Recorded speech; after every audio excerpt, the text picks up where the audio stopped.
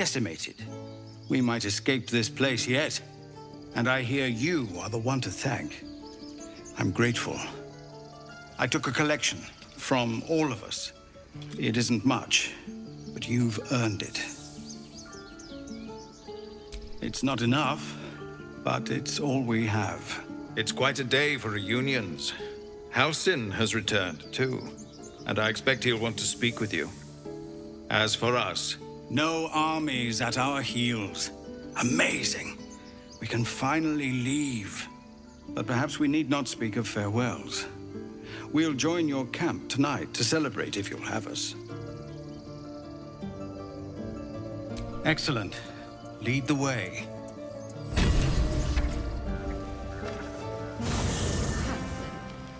We're alive, Kiva! Alive! For the others. Tonight, we drink to them.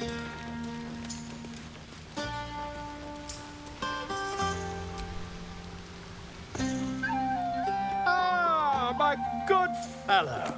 Quite the cozy setup you have here. I'll just make myself comfortable. Thank you so much. I was just settling in and reviewing my latest findings. Mind flayers, cultists, and, of course, your esteemed company. Why, I'm practically an expert. They've tentacles, you know. Quite shocking. The druid Halsin had some kind of mind flare specimen in a jar in his quarters. A replica, no doubt, but truly fascinating to see up close.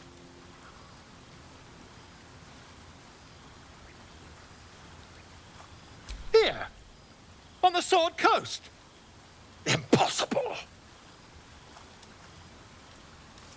That can't be.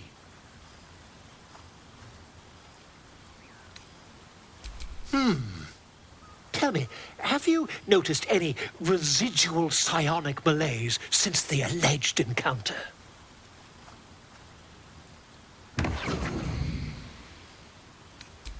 Curious. Illithids, their technical name, form a hive mind. One shouldn't be able to hear their dark whispers unless...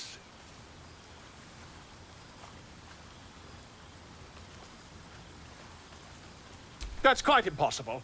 You'd have undergone ceramorphosis by now.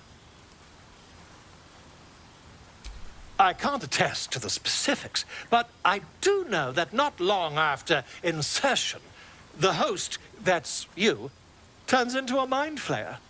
As there's not a tentacle on your head, I can only assume you haven't been infected.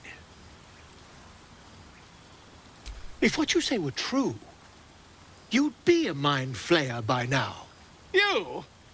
Infected by a mind flayer? Ridiculous.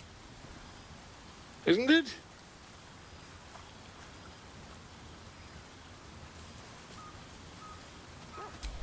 Perhaps that's for the best. I'd be irresponsible not to debunk such a strange claim.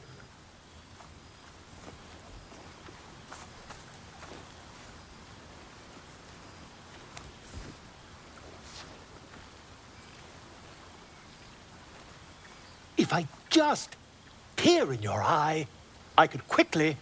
Oh, my dear, sweet gods!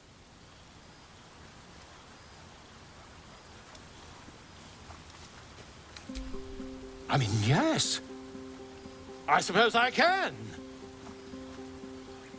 I'll need to research the particulars, however. Give me a bit of time, and I'll have this little issue sorted.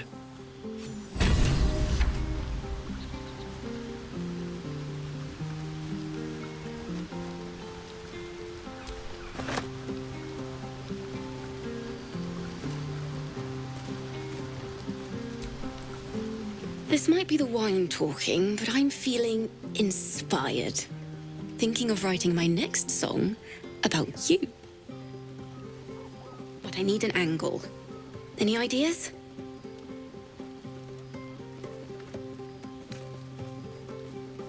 Fitting. You're braver than half this camp combined. That deserves to be remembered. I should be out there, talking with them. In just a Hope you're enjoying the night, hero. I certainly am. Cheers to many more like this.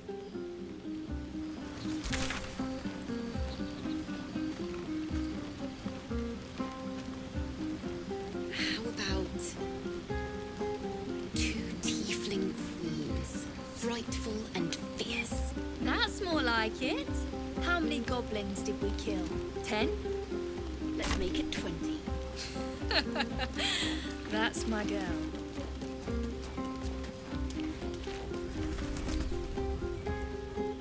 Everyone seems to be in high spirits. Strange. You know who I never thought I'd find myself caring for?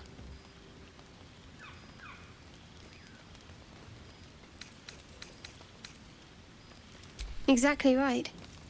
Never gave them much thought. Certainly not that bunch in the grove. Yet we came through for them.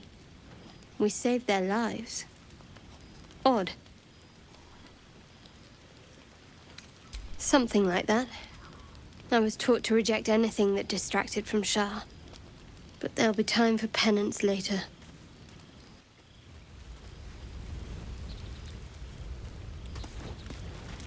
No, let them have fun. I'll be ruining it come morning anyway. Would you look at this place? All these people, happy because of us. It's nice to be somewhere where good is still possible. And with good potations, too. Not so much. You spend the whole time avoiding swords and schemes. Plus, people just get nastier as the night wears on. I tried to make friends at first. Learned my lesson fast. Better to keep to yourself in hell.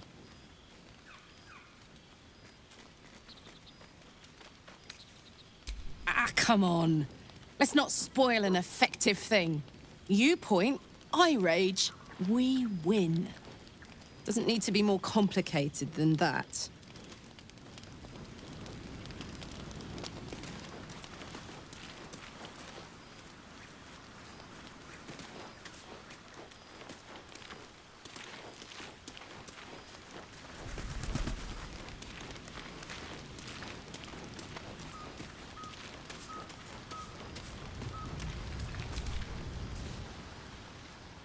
Beautiful night, don't you think? Nothing like a brush with destruction to make one appreciate the majesty of a celestial canvas. It's a view I would once have shared with my companion, though definitely unaccompanied by such revelry. She preferred it when we were alone, curled up before a crackling hearth with some ancient, esoteric tome between us. Ink glinting in the firelight.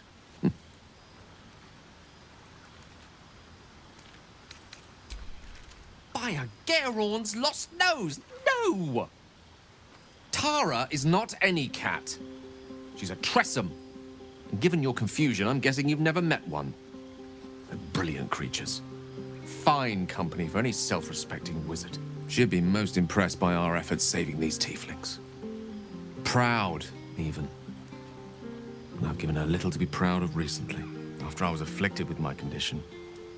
And locked myself in my tower for an entire year. I was inconsolable, wallowing in my self-inflicted tragedy. I'd given up on myself. But Tara never did. It was her encouragement, her research that led me to my treatment. Once we knew that magically infused items were the key, she went out to find them for me. She saved my life. After so long being cared for by someone else, it feels good to have repaid the favor. Not directly to Tara, but to these poor tieflings. I'm sure she would approve.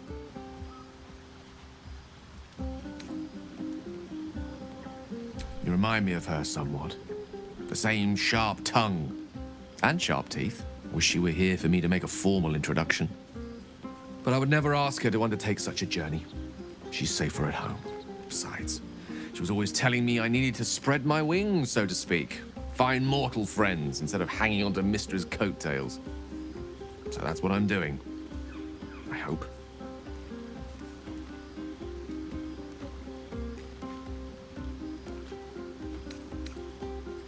Oh, she'll love you.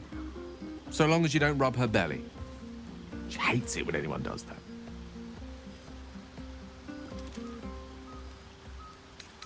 Not an animal lover. Nobody's perfect, I suppose. Nonetheless, your finer qualities are remarkably plentiful.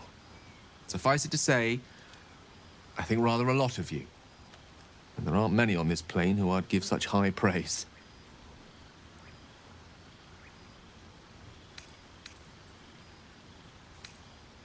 Right. Understood. You shall hear no more on the subject from me. Consider this budding romance thoroughly nipped. Though I hope our friendship need not come to such an abrupt end. Go!